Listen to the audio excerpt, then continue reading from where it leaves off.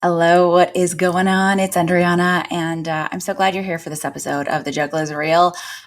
We're in those lazy, hazy days of summer, and I've really been leaning in. I've been trying to take my own advice, trying to go with the flow, but also incorporate some structure, some freedom within form. And I've been talking about that a little bit. So I just want to let you know that if you are in that phase with me and you're wondering about how to keep some structure but not have too rigid of a schedule and keep things on track with having fun with the kids, being there, having moments of presence, allowing them to chill, quote unquote, be bored, have some flexibility, but also don't let everything just turn into like a free for all and where your kids are coming up to you 97 times telling you they're bored. I've been working on that. So there's a few things I've been doing. You can check out social media. I've posted on Instagram, but I also have a free visual guide. And it kind of allows you and your kids to put some structure within the flexibility of summer. So you can head to the notes for this podcast episode to download that and check that out. And put in a little bit of rhythm in your days. I'm excited for this episode because we are in the swing of summer and I've had a few cottage visits and I've definitely been putting on the bathing suit. And I will admit that my body has changed since turning 40 last year.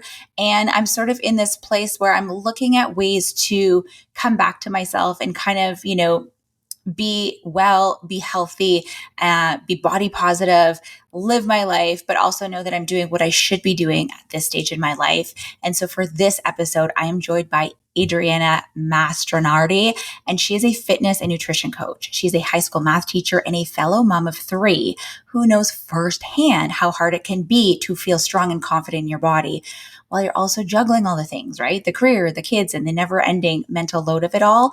Maybe not having the amount of time that you did when you were in your 20s. And for Adriana, she struggled with burnout and disconnection, and she rebuilt her health and identity through sustainable strength training, simple nutrition habits, and a big dose of self-compassion. Now she helps other busy women do the same without the shame, without the overwhelm, or the pressure to shrink themselves to fit in anyone else's mold. So we're diving into what it really looks like to reclaim energy, feel good in your body, and build lasting confidence in midlife. If you've ever felt stuck between loving yourself and wanting to feel stronger, this episode is for you. Let's dive right in. This is the Juggle is Real podcast. I hope you feel seen, that you realize your worth, lighten your load, and prioritize your own needs. As we hear from leading experts and well-known faces in the wellness, entrepreneurship, education, and motherhood space, I hope you gain insights, proven practices, and learn actionable tools to help you enjoy the juggle of work, family, and everything in between with a little less stress and a lot more ease, joy, and fun.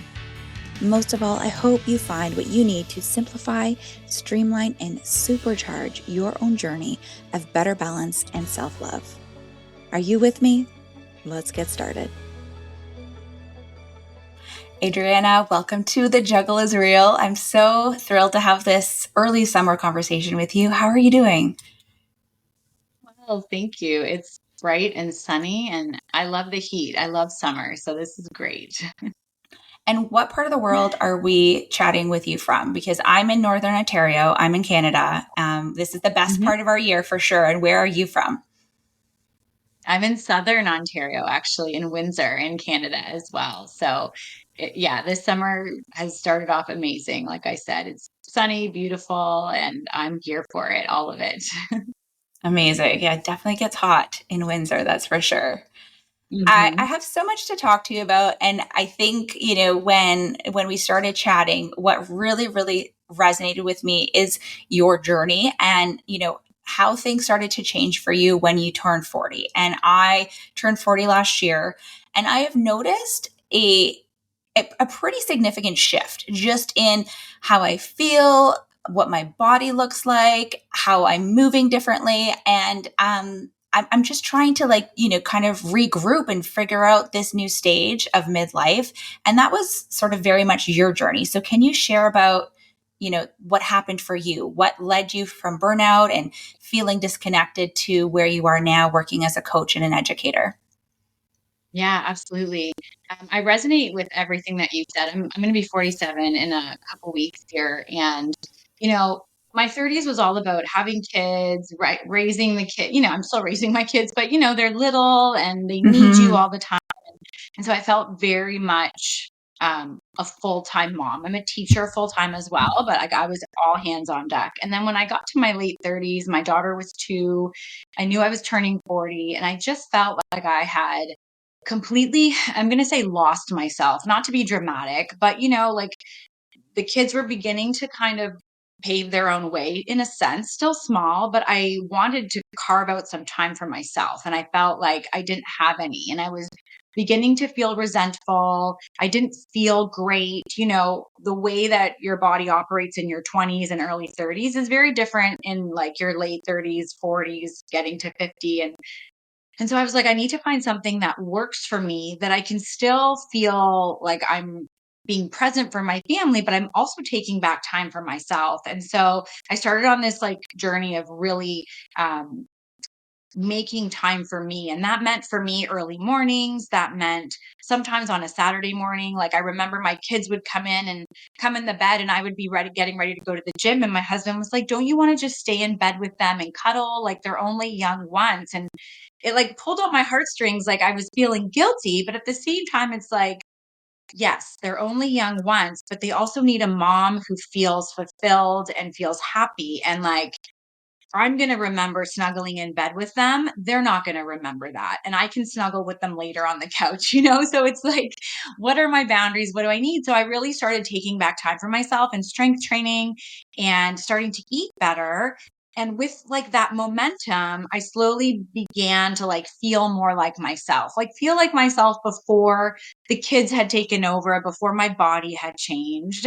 And like through those like foundational habits of movement, nutrition, sleep, all the things that really move the needle forward, I began to feel, like I said, more like myself. And then through that journey, I hired a coach to help me. And then I just wanted to learn more about what was like being done for me. And through that process, I had to actually coach women. And so when I did that, I realized how much I enjoyed it, like just being an educator myself, right? And it just sort of like snowballed into now I have, 15 clients, and I'm managing like my family, all the things, but it really fills my cup because I just want women to feel better, to feel like themselves, whatever that means for them, to feel confident. And, life's going to come at us in so many different ways, but if we can control some of the things that make us feel good, then we have a little step up in the game, if that makes sense. Absolutely. And I love what you said about taking back time.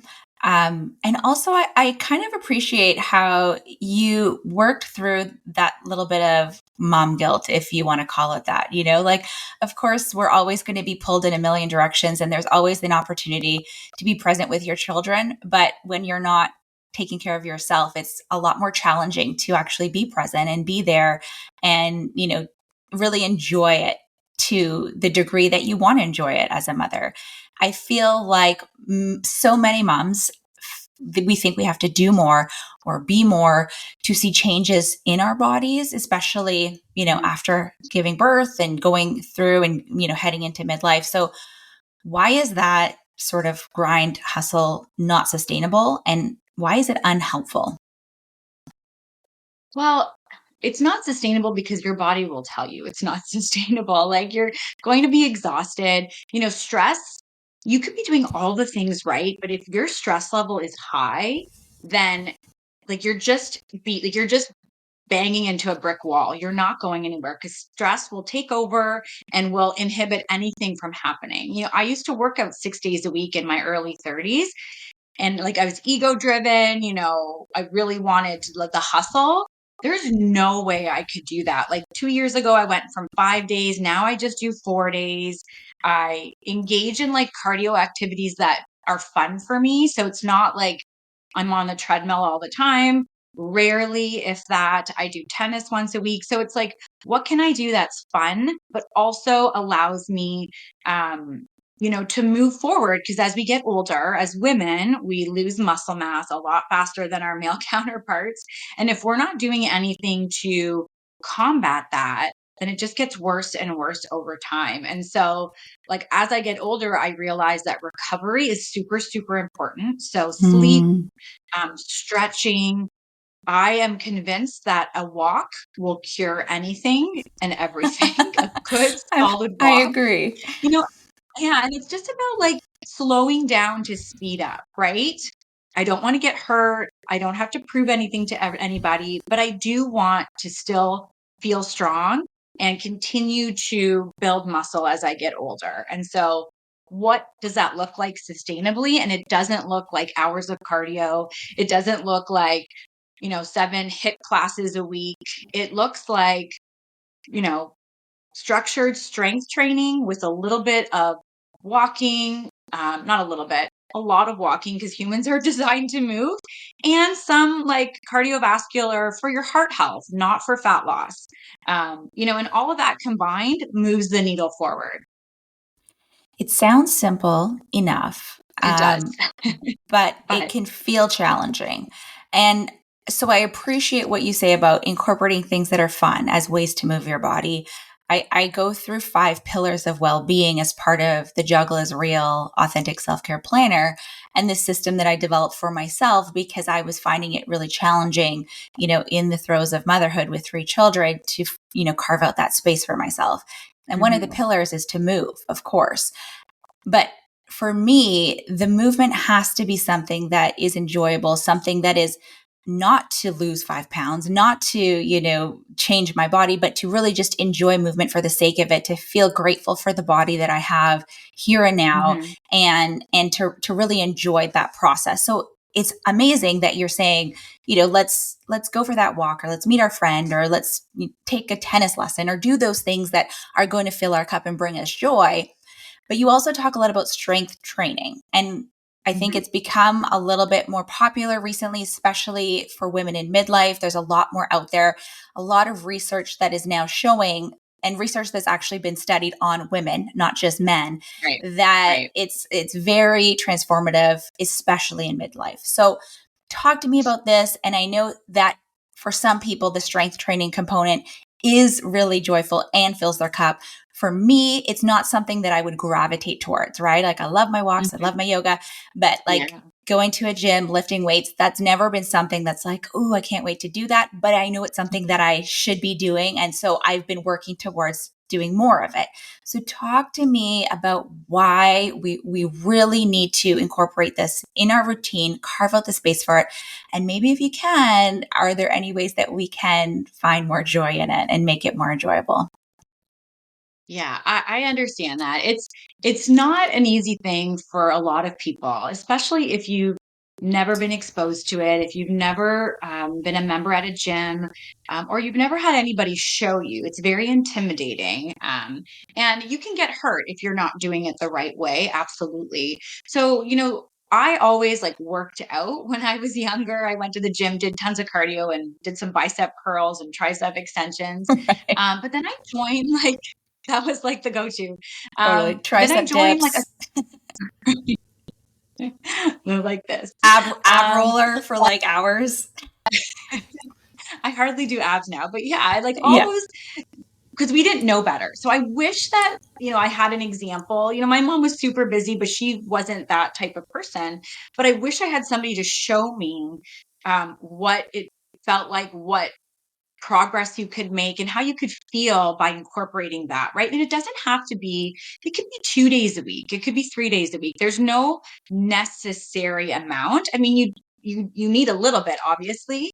But what I did was I joined like a small group training place where there was a group of people that worked out together, and people could go at various times. And what that did for me is it really helped me fall in love with that kind of movement.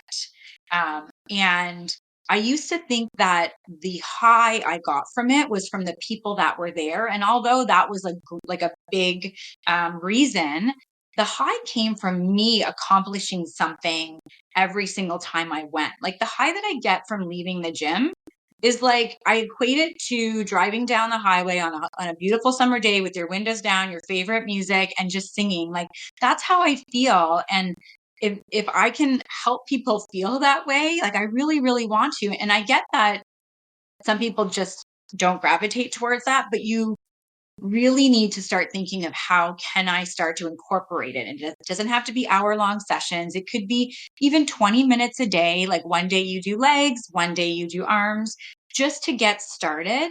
And then once you see your body changing, and when I say changing, it's like you might see some more muscle definition. You might be able to, do a squat to pick up something and come back up, carry your groceries in, like getting stronger functionally in life, not just like necessarily the way you look. But once you start to see that, you realize how beneficial it is. I look at the older generation and they have trouble getting out of their chair. They have trouble doing just basic things, and I don't want to be that. So I am like working now to plan for my 80-year-old self. And we have to think about that. Like just like we financially plan to make sure that we're set for when we're older, you have to physically plan to be able to function when you're older. I don't if I can control it, I don't want somebody to have to take care of me. There's only so much out of our control in our control, but if I can continue to stay strong, then I can get out of my chair no problem. I can bend down and pick something up. I can still go for walks with my kids and do all those things. I don't want to depend on a walker if I can prevent it. So that's what this is really about, more so than having a hustle in the gym. And like for people just starting out, I would say like try like one day and see if you can maintain that. And then when that becomes normal, add a day. It's not about like a sprint. This is a marathon. And, hire a trainer, even just for like a few weeks, just to get an idea of how to move properly. So, like, slowly but surely, ask a friend to join you at the gym. There's lots of ways to get started, but to not do anything, I think you're doing yourself a disservice. I agree. And I love how you sort of bring in that future self, because a lot of personal development, we're working towards like what are your goals and how do you envision your future self? And, looking into the farther long term, it's so true. I don't think anyone's like, oh, I want to break a hip. Like no one's saying that. No. So the things that we're doing now matter for who we want to be in that what seems so distant future, but we know how quickly time is flying. Like, Mhm, if you mhm. have children, you're like, what happened? Like my youngest is going to kindergarten in the fall. Like I just can't believe how that happened so quickly. So I appreciate how you're saying we can remove some of these barriers to entry, because it can feel daunting. Just walk in a gym and you're Yeah. surrounded by people. And for so many of us who might be high achieving, we're like, well, we expect like that we have to be, I don't know what the female equivalent of like Arnold Schwarzenegger is, like day one. And we have to be like, Right. and people are saying lift No. heavy, lift heavy. So walk me through the process. Like for someone who's working with you, I did also grow up going to the gym. Like you said, I did my bicep curls. I did classes Mhm. where there might have been some very lightweight training. I did all the Right. machines, like the abductor and the adductor and all of those Yeah. like things. But now I really appreciate a different style of strength training with more functional movement. So I'm like, yeah, so I'm getting up and down quicker. I can, Mhm. like you said, carry things around the house with more ease. And I know that that's benefiting me in the future. So walk me through for someone who's coming to you saying, like, okay, maybe I lost myself a little bit. Maybe I did have a good routine, but now that just doesn't work because I have such a full schedule. What would that look like Mhm. in starting out and then maintaining something that works with a busy schedule? Yeah, absolutely. So, there's always an assessment. Like, how does the client move initially? And then that dictates how programming starts. And then it's really based on what you said, sustainably being able to follow this, right? A lot of people come and they're like, okay, I'm ready. I want to do it. Give me 4 days a week. And then they can't even hit one. So it's like, if you haven't even started, let's just start with two. Like, I'm not even going to give you four. Show me that you can hit two, and then I demonstrate through video and video feedback how to do the movements, because everything is done virtually, how to do the movements. And then they'll video themselves doing them. And then I provide feedback. And then they have to take that feedback into account the next week and move forward. And when you said about lifting heavy, we have no problem picking up a 35-pound baby and walking them around the house all day. But if you go to the gym and you see a 35-pound weight on the rack, you're like, that is way too heavy for me. I can't do that. It's like just so interesting to me. And it's not like go all out, hurt yourself, but every time you go to the gym, it's really important that if last week you did a shoulder press with 10 pounds, you should try like a bigger weight this week. So like maybe 12 pounds or maybe 11 pounds, but you're always looking to make improvements, because if you're stuck at 10 pounds for weeks, your body is used to it. It's not making any gains. You're just maintaining what you have. But if your goal is to build, which is what we should be doing, you need to look at trying to challenge the way that you're moving. And like you said, just a few minutes ago about a hip injury. Most women, that is like one of the number one things that take them out, a hip Yeah. injury when they Hmm. fall. And so that's really, really sad to hear that, the instability causes an injury that then takes you out because you can't move, and then everything goes downhill from there, right? So nothing like none of these like pink dumbbells. Pink, I love the color pink, but pink only comes in small sizes at the in the gym. And so like look to challenge yourself and don't be afraid, because the worst thing that can happen is that you have to grab a smaller weight, right? um and so that is really the key to a well-balanced program. Is it's called progressive overload. So you're staying with the same workout from week to week for maybe 6 to 8 weeks, and you every week you're looking to build, add more weight, or maybe slow down the movement. Like sometimes I see people at the gym and this is their bicep curls. They're going Just really cranking it fast, out. Yes, for cranking sure. it out just to get it over with. But it's like you really like the movement going down is where a lot of that muscle building happens. So you really want to slow it down and have control and really like connect your mind and your body. Like what muscle are you working when you're doing this? Like really think about that. So all those things are really, really important. And that's what I work with clients about, to get them to recognize how their body moves and what they should be feeling. And then we build from there from week to week, right? It's never about the quick fix. It's always about sustainability. I like that you say it's not about the quick fix, because there's so much out there. And I was actually just last weekend, I was on a ladies' cottage weekend with my mother in law and her best friends. It was just, we do Nice. it every year, and it's wonderful, with my sisters in law. And they said something that was just really shocking, because they've been friends since they were so young, like childhood best friends. And they were saying that at the age of 14, they were dieting. And I just like, I have a niece who's 13, turning 14, Mhm. 15. Like, it just was so shocking to me. But so, like, I was like, let's explore this. Like, at 14, you felt like that there was something wrong with you, that you needed to lose weight. And they Yeah. said that's just how they grew up. And one of them had a mom who was very always dieting and that sort of thing. And for many of us, like, that's sort of how we grew up, was maybe seeing Mhm. people around us, whether it was our moms or people in our, inner circle, always on these yo-yo diets, or always talking about fat loss, and like trying to like work on the latest trend. I think things are shifting now in today's day and age, where we're moving away from that, and we're not looking to just be skinny for the sake of being skinny, but we do want to be strong. But there's also a part of us, and I know for myself, if I'm being completely honest, I'm like, well, I do want to fit into the jeans that I used to wear, because I really like those jeans, and it would be nice to be able to like not have that little layer that's going over the top of the button, right? So I'm not saying it purely from a vanity standpoint, but we do want to feel strong in our bodies, and we want our bodies to be a shape that is comfortable for us, right? So what are some of those myths, or what are things that you would share with your clients, people like us who have been sort of, told this lie and all of these myths about fat loss from an early age? What do you wish more women knew?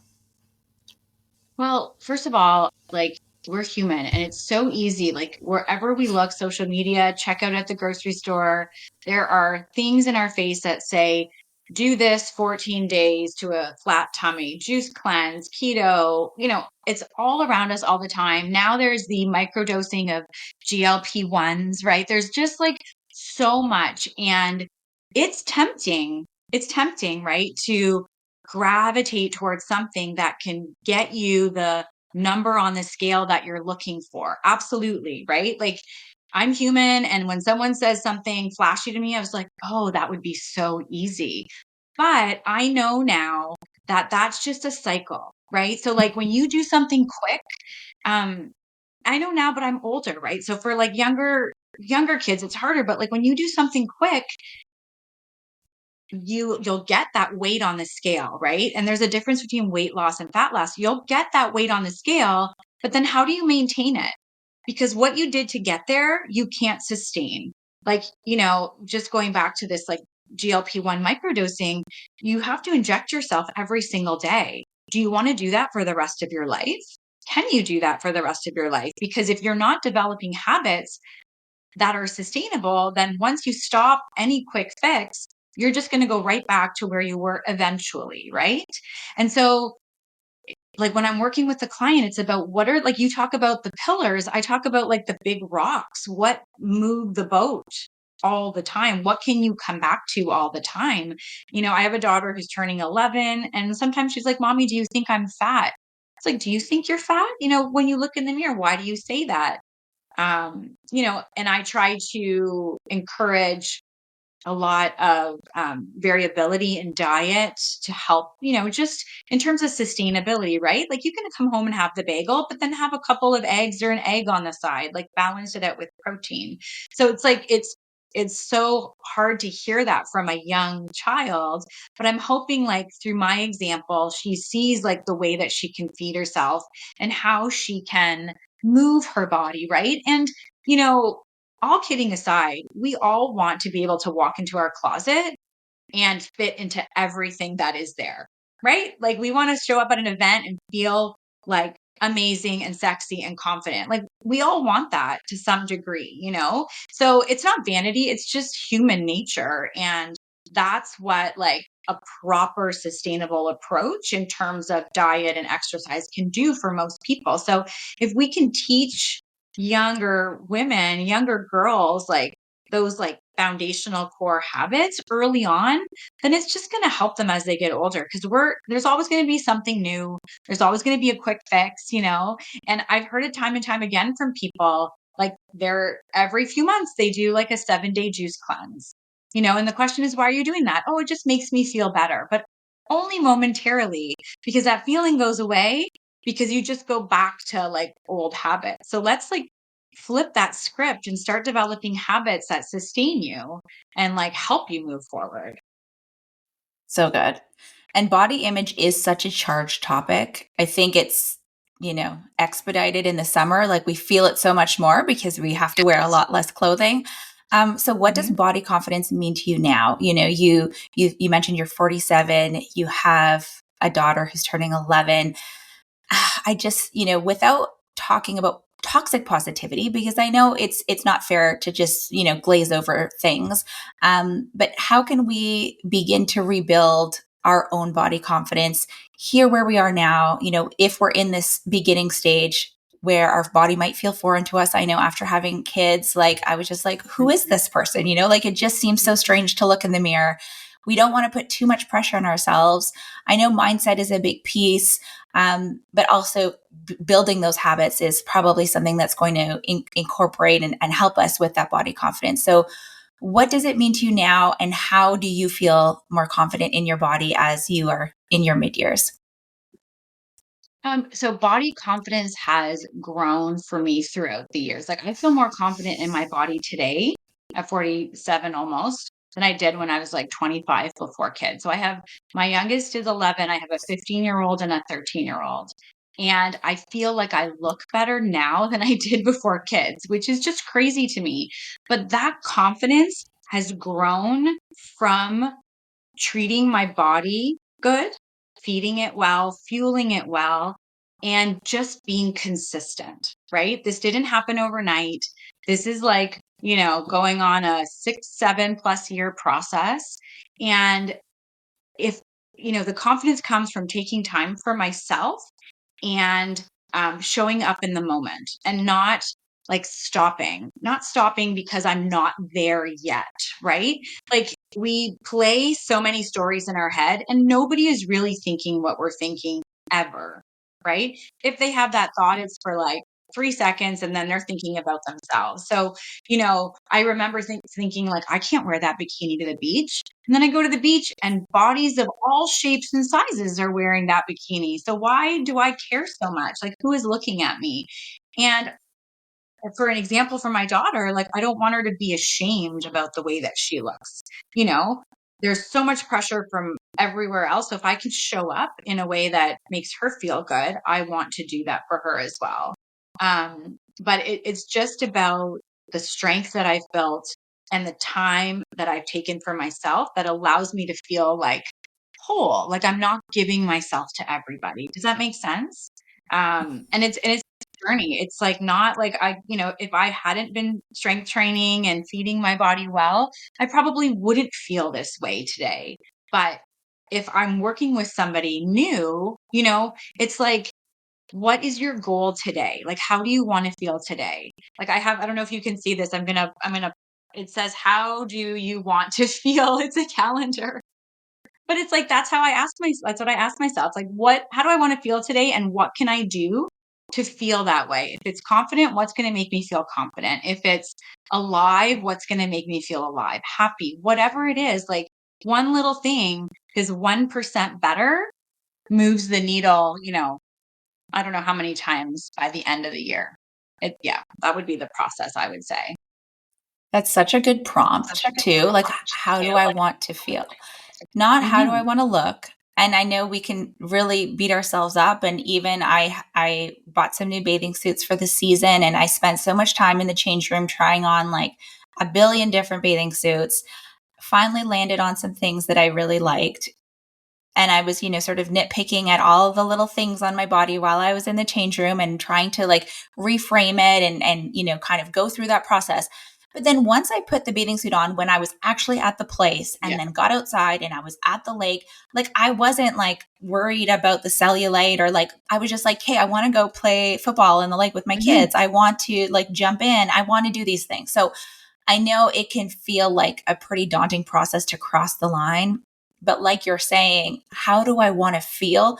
Well, I want to feel energized. I want to feel happy. I want to feel present. And if I'm worried about what I look like, in those moments, I'm not going to feel any of those things. So I appreciate that you bring it to the emotion, because that can Mhm. also be a motivator for how we can take action. So for Yeah, someone who's listening, who feels stuck, maybe like is afraid to cross that line or even go in the change room and try on a bathing suit, or they don't have the energy, what would be, one small compassionate shift that they can make today to support how they feel tomorrow?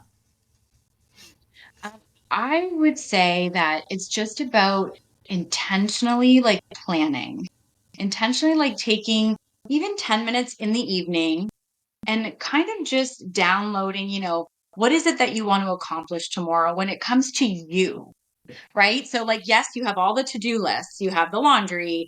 And I'm, not stereotypically saying the women has to do a laundry, but there's so many things that we have on our plate, like laundry, whatever, grocery shopping, maybe cutting the grass. I'm not sure, but there's those things that don't go away. But how do you put yourself on the agenda? And it doesn't have to be an hour at the gym. It could just be 10 minutes of like quiet time. But it's starting somewhere and then building from there. It's so simple, but we rarely do it. And so you have to put yourself on the calendar first.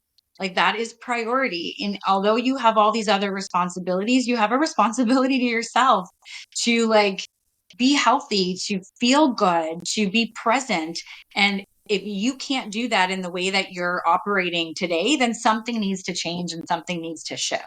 So you can't just continue on this wheel if it's not working for you. So start small, because what is the phrase about the turtle and the hare? And the turtle will win the race near the end. Consistency always trumps perfection. So 10 minutes. If you want to prep some food, block 10-15 minutes, make one thing and do that. Take a 10-minute walk after dinner, start that habit every single day, and that might turn to 15-20 minutes. That might turn to a walk in the morning and a walk at night, but you have to start somewhere. And that can seem overwhelming to people who aren't even doing anything. So that's where support comes in. Find a friend to hold you accountable, because accountability is huge. No matter what you say, I still have a coach right now because her holding me accountable makes everything better. So you don't necessarily need a coach, but you need somebody to help you through it. So whether it's your partner, whether it's a friend, a parent, your kid reminding you every day what you need to do, somebody, and then you start there and intentionally like putting it on the calendar, and not giving yourself a way out. Don't make it a negotiable thing. It's a non-negotiable. So good. So what's your hope then for women? Maybe, a goal that you have, or, if you could look out and everyone was kind of, in this perfect place where you could look out, what would be your hope when it comes to women's relationships to fitness and food? And how can we make it feel that joyful feeling of speeding down the highway, singing our favorite Yes. tune, in a realistic and supportive way? Yeah, like my hope is that it's normalized and it's not only for like bodybuilders or coaches, like it's normalized for anybody. And that it's easy and it's a fun thing, and they can choose something that works for them in the moment. Like we have so many different seasons of life, and what works for me right now today might not work for me next week. It might not work for me in a year, and I might have to pivot, and that's okay. So, my hope is that for the women that I work with, or the women that listen to your podcast or like to my podcast, that they see like hope, that there's possibility in getting to a place where they feel good about themselves, where they don't feel lost, or like they feel like, well, this is 40 now and this is just the way it is. Like, I feel like we need to rewrite that narrative of what showing up in midlife looks like. It doesn't have to be downhill at all. Like, my hill is going up. And I feel like I just wanted to get better with age. And that is the goal, right? Not to go downhill. And so, what can we do to control that? I think is really the answer. So, sustainability, progress over perfection, and just trust the process. Don't get sucked in by these like quick fat loss phases, because like we've seen the cycle, right? They just don't work long term. And that you want to be able to feel this way forever. I don't want to know that the way that I'm feeling now is going to be gone in a week. I know it won't be, because I know the habits I'm doing, I can do every single day. So the support, like I said, is huge. I've loved this conversation. I want to keep talking to you so much more. And I love that you brought in the GLP-1s. Is that like Ozempic? Is that sort of stuff? Yeah, Is that so what it's that is? like, so it's, yeah, so instead of taking like larger doses, some people now are micro dosing. So just like small amounts, which they haven't really been tested. And I'm not against them at all, for the right purpose. It could be a useful tool, but now they're being abused as like quick fixes and to maintain. And that's just like, you know, it's hard work showing up for yourself.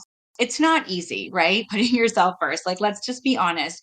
I get up at 5 in the morning to go to the gym when I'm working. Like, I'm off for the summer right now, but I have to get up at 5 so that when I get home, I'm available. And so that is never easy. Like, when that alarm goes off at 4:50, I have never said, this is so much fun. Ever. Okay.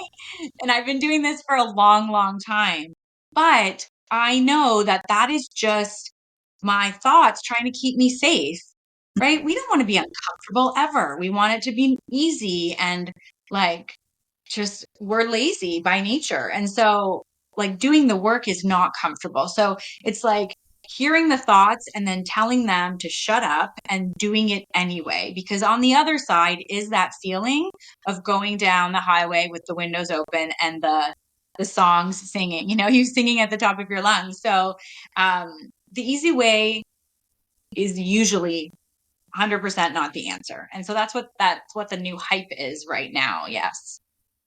What are some of the things that you're doing now that you're really enjoying when it comes to how you're moving your body, and the things that you're maybe fueling your body with that are supporting you with your own goals, and how you're moving, and how you're finding that confidence in midlife? I love that question because I used to fuel my body based on what other people told me was the right way, because it was to me all about the scale weight. So now I fuel my body with a balance of like macros. I'm sure you've heard macros before, like protein, carbohydrates, and fats. So protein is a really big thing for women. We should all be getting roughly a gram per pound of our ideal body weight, or something that we're striving for, or wherever we are. And then carbohydrates are for energy. Fat is important too for hormones. And so all of them work together. And before, I didn't have a good balance. Like, I thought I was eating healthy, but I was eating too much of the healthy thing. So you can also be eating too much of it, which then doesn't drive fat loss. So having a well balanced approach to those three macros allows your workouts to be used properly, right? So you're doing all this work in the gym, or, moving your body in a certain way, but then you're not bringing in the protein that's going to help you build the muscle. So you're working against yourself. So I've just really learned like what my body needs based on my activity level, the type of workouts I'm doing, and how to feed it. And that's like throughout the day. So I don't intermittent fast. Like, I don't do any of those things, because that's actually for women, women in their 40s and beyond. That's more stressful than good, right? You should wake up feeling hungry in the morning, like you want to eat some food. And so getting a good high protein breakfast in the morning is really what sets you up for the day. Like, no more coffee and muffin. Like, that is just setting you up for disaster and cravings throughout the day. So really learning that has helped me like feel my best, because if women are talking about fat loss, nutrition is really 90% of the equation. It's what drives it. Yeah. That's so helpful too. And I'm sure, it's so incredible to hear your journey, where you started, where you wanted to get to, and then your just process of falling in love with the process, which has Mhm. brought you to, showing other people that it can be done. And yes, of course, you're not going to want to, you're going to want to hit snooze, but when you do it, the return on that investment, and having the evidence of just how amazing you feel, how confident you feel, and how supported you can feel once you start carving out that time for yourself. I think that Mhm. really just is like such a beautiful, beautiful thing. So, Adriana, Mhm. for those of us who want to keep learning more from you, for those of us who are like, okay, this was great, you've got me, motivated, and you now I have a little bit of willpower, but that's going to run out. Where can we find you? Where can we learn more about you, and maybe learn how we can work with you? Yeah. So I'm on Instagram at Cup of Dree. So cup.of.dri. I also have a website, www.cupofdree.com. And then I started a podcast 2 years ago. It's also called A Cup of Dree, but it's basically my thoughts that I have in the morning on the way to and from the gym. So I'm just recording thoughts about fitness, thoughts about, not wanting to get up in the morning. And you can find that on Spotify and Instagram. And like A Cup of Dree is really just, like I'm Adriana. Dree is sometimes my nickname. And so it's just like my life, the things that fill me, the things that I struggle with, and helping women to like resonate and really understand that we're not alone. We're all very similar. We all think very similar in terms of different, healthy habits and just life in general, and just sort of normalizing all of that. So, and I also wanted to offer anybody listening to this podcast, if they go to my website and they fill out the contact form and they say that they heard our conversation, I would give them a discount on a one-on-one nutrition audit. So it's a place where women can come in. I give them their starting macros, and I do sort of an audit of their habits and give them a plan to start, right? Like, because some people are so confused as to where to begin. And so I really want to give sort of a plan of this is where you can start if you're not really ready to take the coaching step yet, right? Because some people just aren't there yet, and they don't really know where to start. So it's sort of just a conversation and an audit of lifestyle habits and macros, and helping them see how to fuel their body. That is so helpful because sometimes the hardest thing is to just start. So if you can have someone Yes. to just be like, okay, let's see where we're at. And here's a first step forward. I think that's such a beautiful thing because it can just give us that a little bit of push that we need.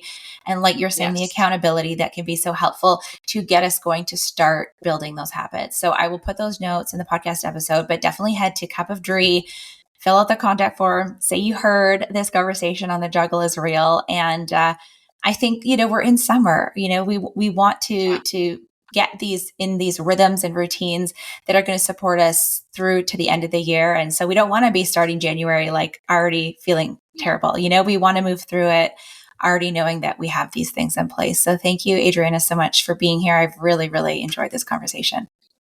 Yeah. Thank you for having me. I loved every minute of it. Thank you.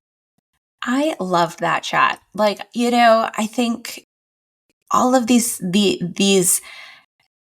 feelings come to us during the summer, like we're not enough, or we don't look good enough, or we need to lose weight, or we don't feel comfortable being outside wearing shorts or being in a bathing suit. And I just think that this is such a perfect time to have this conversation when we are navigating this body image. Maybe we have dips in our energy.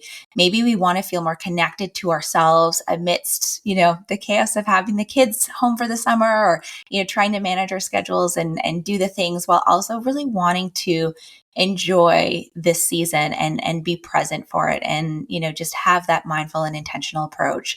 Some of the takeaways that I am leaving this conversation with from Adriana is that confidence, it's not about the scale, it's not about the size, but it is about how we feel, our energy, how we're showing up, and how strong we feel. I really love that she has emphasized that small, really doable habits beat the all or nothing mentality. And it's not about perfection, which of course, that's one of my favorite things. But when we start small and we make it work with what we're doing now, I think that is just so beautiful.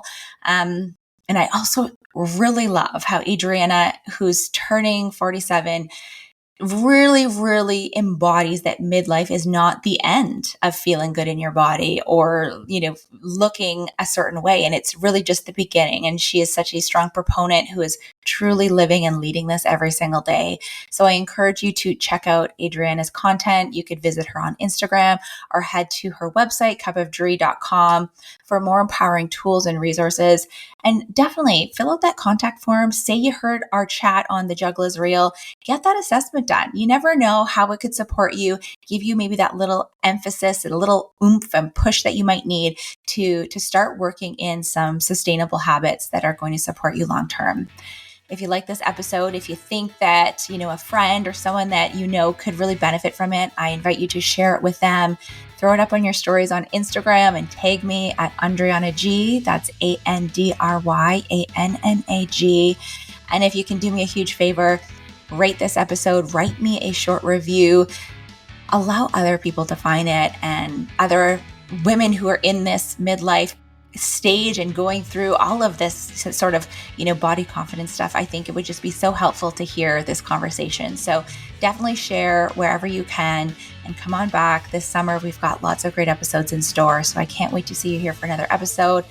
And I hope you're having a beautiful summer. I hope you're taking those moments to pause and really feel this beautiful season. Until the next time, take good care.